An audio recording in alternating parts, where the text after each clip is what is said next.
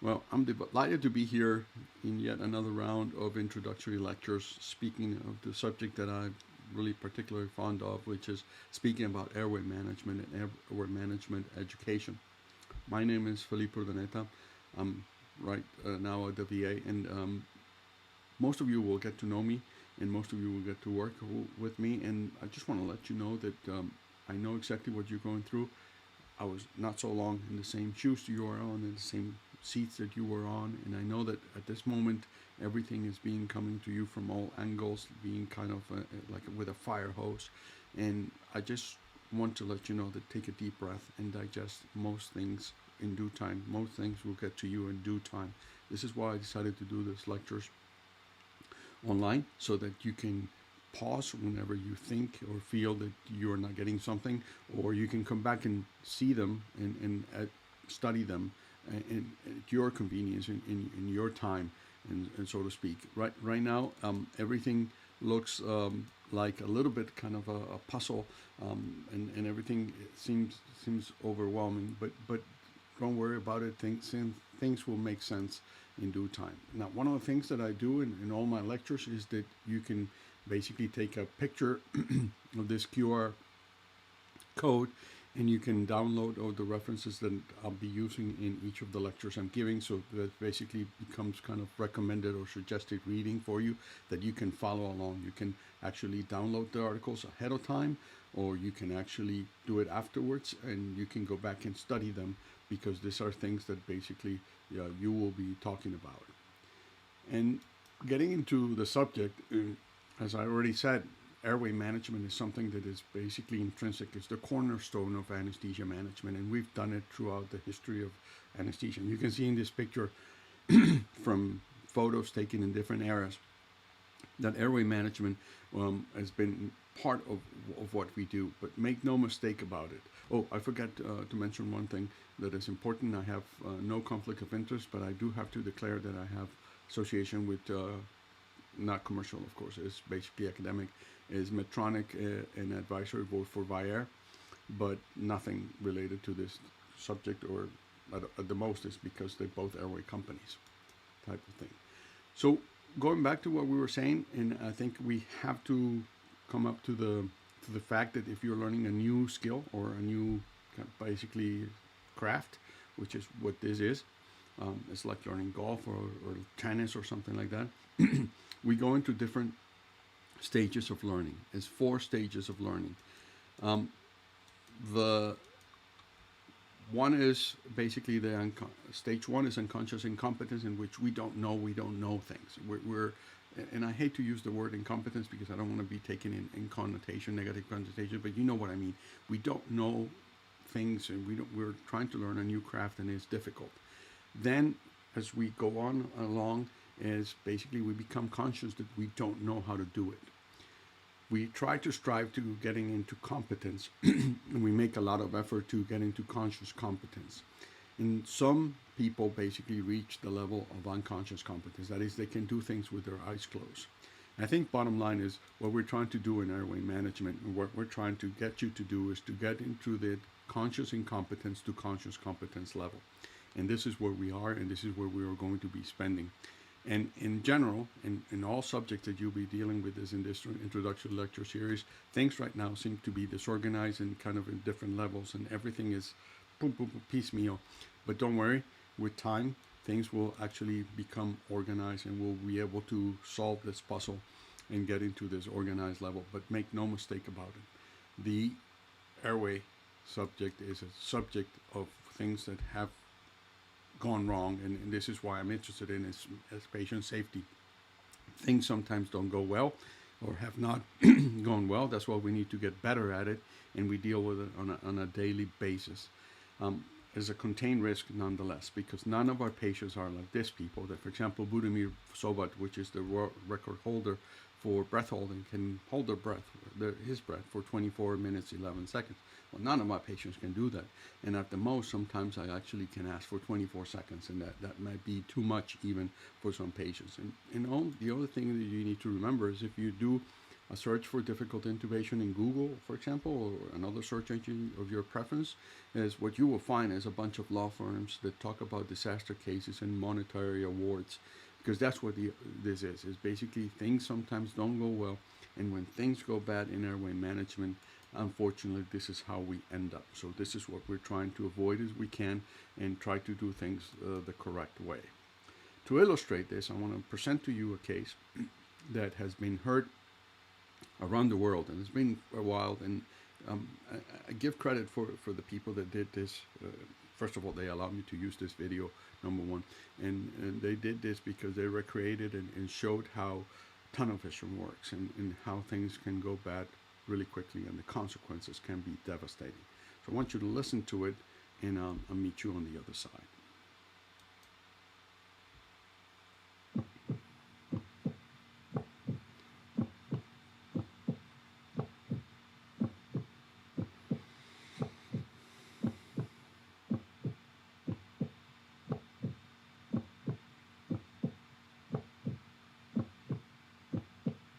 Elaine Bromley presented for endoscopic sinus surgery and septoplasty in March of 2005. The level of staffing and facilities at the clinic she attended were considered to be of a high standard, and both the anaesthetists and the surgeon involved in her case regarded as experienced, diligent and respected clinicians. The only finding of note in her history was of congenitally fused cervical vertebra. On physical examination, a slight restriction in rotational neck movement was noted, but there was little limitation of neck flexion or extension. You're just going to feel something cold going up your arm, and you'll start to feel sleepy in a second. Okay, we're going to be here all the time looking after you really well. 200 of propofol's gone in. Can you open your eyes for me?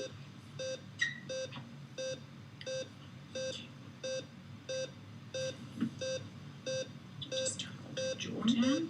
Oh, it's hard to...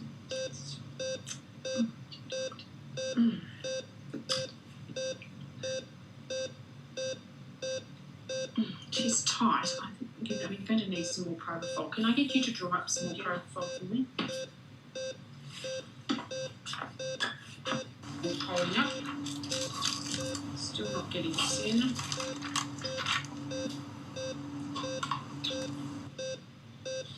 So I'll draw up 10, but just give 50. Thank you. Yes. Do you want me to give it now? Yep.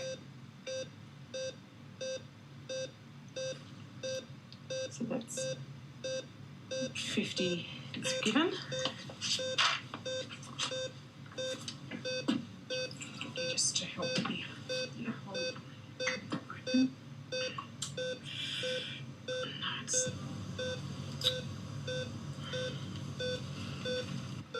it's still pretty tight. Let's see if I can try it out to the side. Do you want to try the smaller one? Yeah, that might be an idea.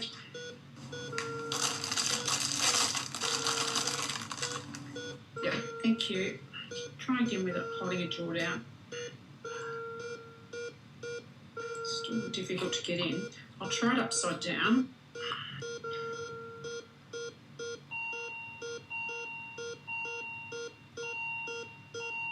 So that's a falling. Okay, let's go to face mask ventilation. The bag, please. Thank you.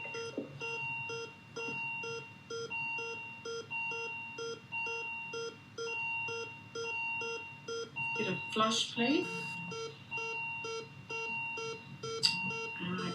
Oral airway, please.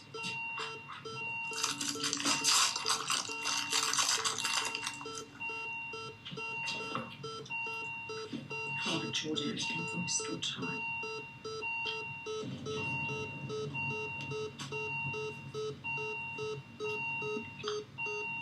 Flush, please. Got no rise and fall of the chest. No. Relations of cease. Can I have the endoscope, please? What can I do for you? I anticipate a difficult airway And I've already had a guy trying to get a laryngeal mask and also face mask ventilated unsuccessfully. She's had 100 of sucks, and she's also had. Can I get you to give me some laryngeal pressure? I can't get a good view. Yeah. It's grade 4. Can you try and move it a little bit? Yeah, lift the head might help as well. No, that's not helping. Can you lift it up a bit more? She's still bradycardic. Yeah. No, I'm not seeing. That's not. No, I'm still not seeing anything. It's still a grade 4 view. No, it's not helping.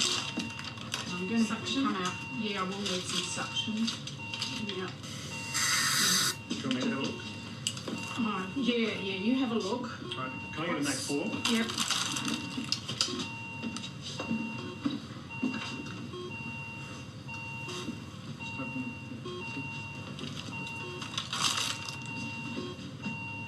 Do you want oxygen or suction on that? Oxygen. Which one on the head? I can't see anything.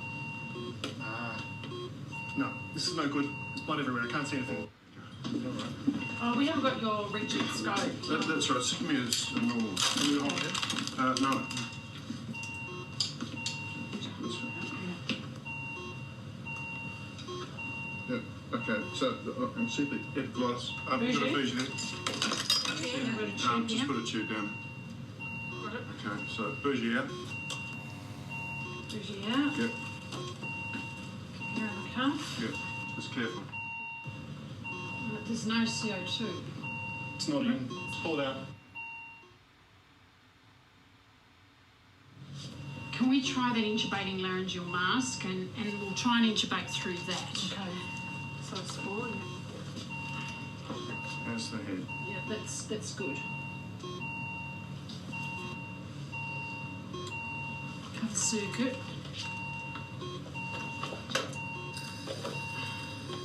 We've got CO2 this time. Not yet. There's a little bit. There. A little bit. Got some CO2. We've got CO2. Sats are coming 60%, up. 70%. Heading up to 80 now.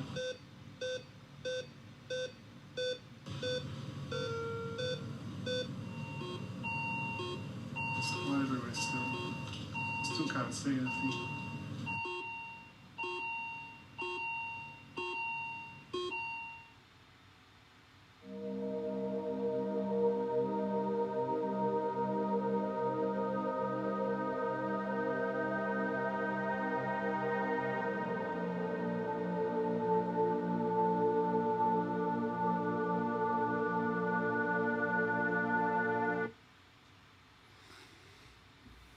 I don't know how many times I've seen that clip, and every time I get the same ill feeling, and it is chilling. And I hope I cannot see your face, unfortunately, but I hope that this basically goes through you, because I have not anybody that has shown or has seen this video, which is a real case, of course, is the case heard around the world, sees that when things go wrong, things can go dramatically wrong in our performance, and you might be. I'm not going to get into what happened, what could have been done. We all can see it.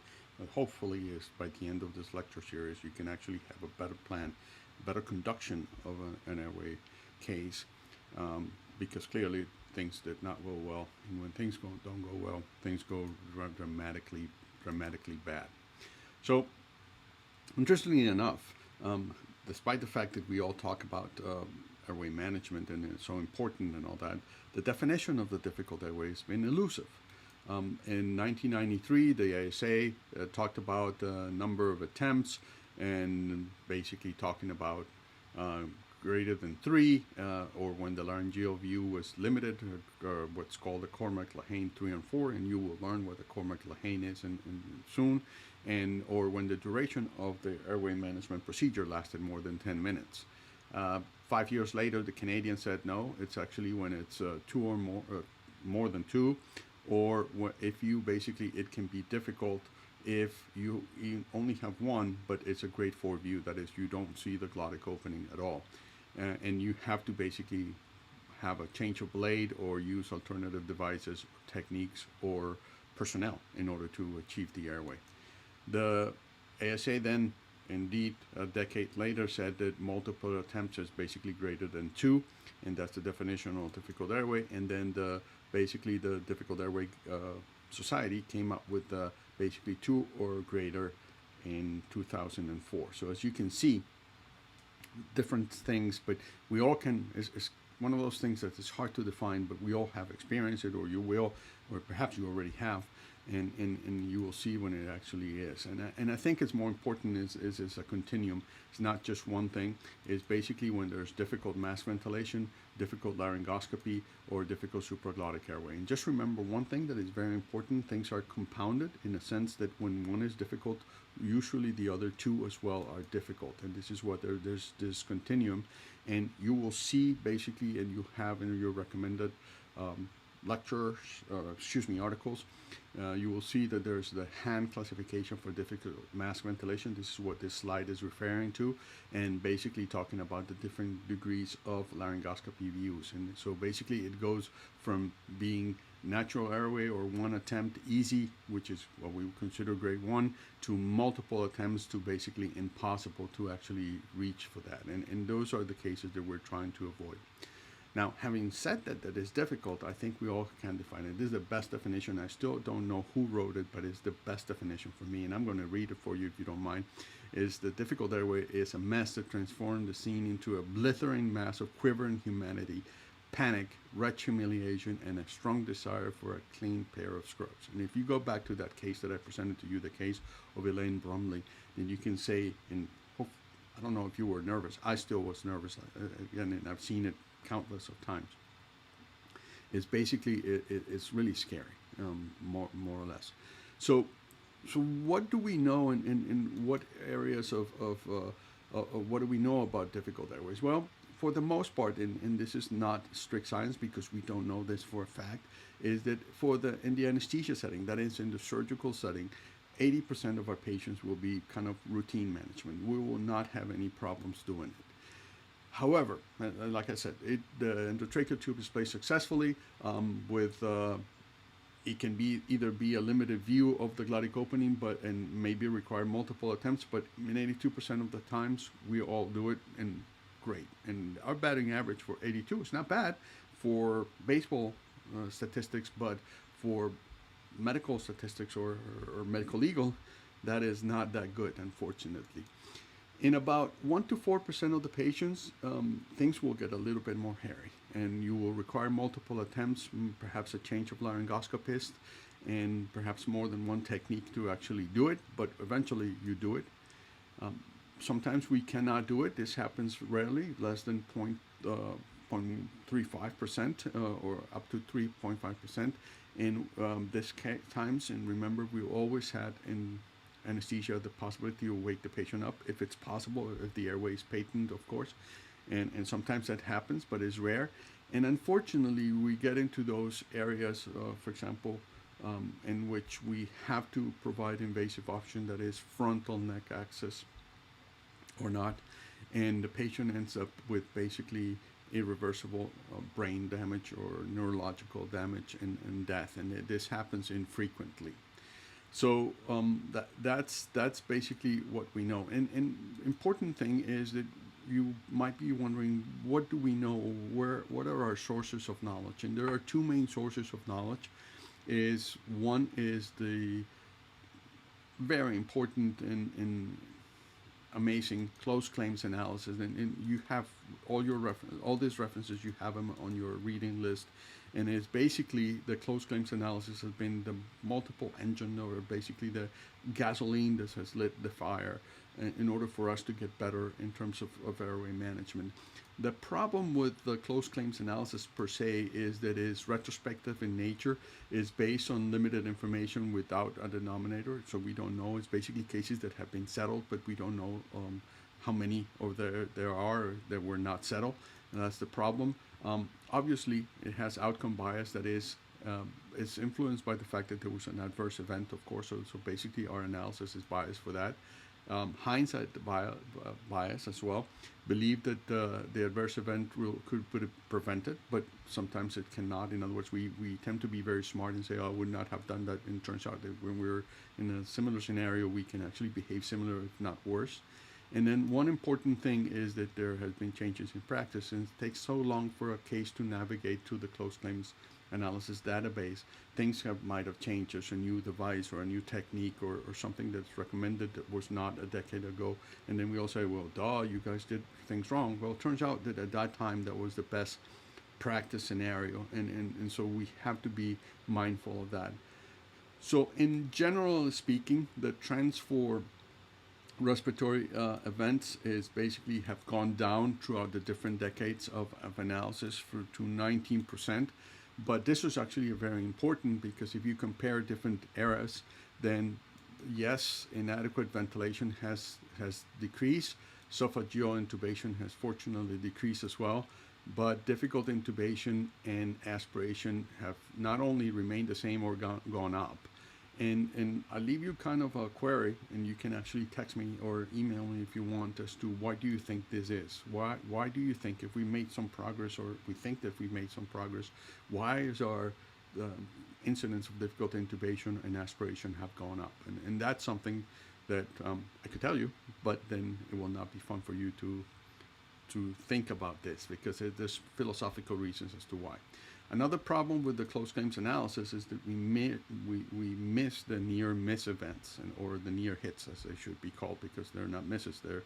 We miss a hit, and so things we only get to hear kind of the devastating case, the 0.001% type of cases, but we could learn from many cases that we could have done things differently on a more routine basis. Thankfully, there's some island across the pond in England. They did a famous study. You have the reference for it. It's the famous NAP4 study, the National Audit Project. And it's one of the most amazing studies that will never be done again and will never be repeated in terms of airway management. And what they did is basically do a registry in 2008 and 2009 of 309 hospitals in Great Britain. It's the only study that we know that has a denominator. They knew that had 2.9 million cases. They analyzed the outcome, and they were basically able to report in that year that there were 180 cases, 34 deaths, and 46 patients with disability, and they were able to determine that it was more likely to have a problem when there was intubation than compared to supraglottic airway management placement. And not surprisingly, the factors that predisposed or contributed to the adverse outcomes were obesity, aspiration, ENT patients, that is, that had distorted anatomy, and not so to actually bring something that we're going to be speaking in another lecture is extubation was related to a lot of adverse events. So keep that in mind when you're talking about. And briefly, and just to complete, because it's a little bit. It's long. There are long articles. There's two. Version 1 is in the OR, number 2 is in the ICU. But there were basically 184 cases in adverse events. There were 36 in the ICU, 15 in the emergency department, and you can see the mortality here. I'm not going to get into that. I'm just showing you for completion. The emergency surgical airway was failed in a bunch of times, and basically also post-tracheostomy patients were a problem, and they're still a problem today. Not surprisingly, a lot of things happen after hours and when there was no supervision of trainees. And once again, not surprisingly, anybody that was a BMI greater than 30 was a major contributor to adverse events and things that happen out of the OR, specifically in the ICU, that is, critical patients had more adverse events. Nothing surprisingly, but for us, it was tremendous because for the first time with that denominator, we had evidence that was the case. Something we all knew, but they were able to put a number to it, and all hats on deck. Now, unfortunately, or fortunately, years later, they came up with an editorial, and they were able to tell us a little bit more into the background, what was behind the scenes. And the authors then suggested that only 25% of adverse events were captured. So what we thought we were very safe, or they thought they were very safe, 184 of 2.9 million cases is not that bad, you will say, is that points out that the true incidence of adverse events related to airway management was much higher than that. It was about 1 in 5,500 patients. So things happen. And they were able to determine that one of the major difficulties or areas that we need improvement is the out of the OR airway management. That's the UURAM danger zone, and much more higher complications, higher mortality, more need for invasive access, that is cricothyroidotomy, and unfortunately as well, more human factors associated with adverse events. They were able to determine that in all cases of adverse events, there was 100% incidence of human factors associated with it. Now, keep in mind, and this is basically, we're going to stop here, but I'm going to basically leave you with this thought. This is, that's me, and this is one of our former residents. She's now an attending at Duke. She came here to give some lecture not so long ago, and she allowed me to use this picture. Is you're about to learn new procedures, and these procedures will be, you will be doing them, and for the most part they will require dexterity, and you have to basically kind of learn the ropes on how to do it, like I was telling you about learning golf or tennis, whatever that is, and is basically they're physically demanding.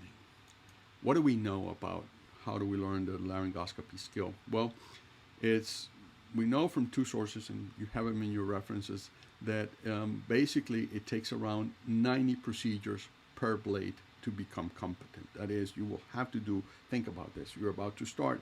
If you do 2 a day, it will take you about 100 days. That is 3 months or so to become competent, and that's if you use the same blade every day. That's according to this study. Then later on in 2003, then they said, well, maybe 90 is too much, maybe around 47. The truth of the matter is that we don't know how much it takes. Some people learn quicker than others. Some people will take longer. And unfortunately as well, we've added several other things that we need to master, and it is the flexible scope intubation, the placement of supraglottics, the use of video laryngoscopy, and of course, we are going to consider that direct laryngoscopy still the cornerstone, and it requires a lot of procedures. My point, and the reason why I want to bring this up, is this will take you a little bit of time before you master the techniques of airway management, masking, laryngoscopy, intubation. So take your time, do it diligently, in an orderly fashion, and eventually things will come to you, but it's going to take a little bit of time. Now, to make things more complicated, something that I did not have when I was in training is the fact that we've added a lot of other procedures. And these are numbers that I've come up with myself. There's no scientific, it's basically what I've seen. It takes about 20 procedures before you become comfortable or to know what the limits are and all that. So keep that in mind when you're learning new procedures. It's repeated for some reason.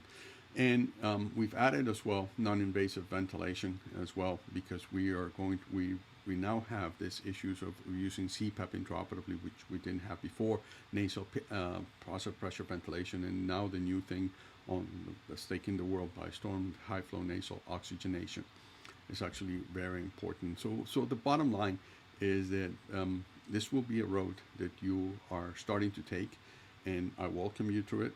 Hopefully I can be there to be your guardian rail and to help you navigate, but it's a journey nonetheless that will take turns, and sometimes will be ups and downs and all that. So welcome to the future, and I thank you for your attention. I want to finish here on a light note, and hope that nobody gets offended what I'm going to say or anything like that. You take it for a light note, because I think you need this. You need humor. Is a lot of things going on in your life at the present time. And you guys remember, most of you, I suspect, you've seen the movie Top Gun, and you know the principle of it is that basically it was learning the ropes on aerial combat, because the ratio of kill was different between the wars. And why I bring this up is because you're going to start to learn different skills, from IVs, art lines, central lines,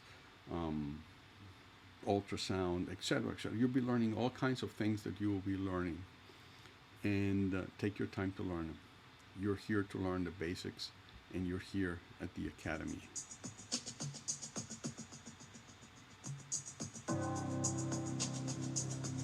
So you're not here in Top Gun. You're here in an anesthesia residency. Welcome. See you later. Bye-bye.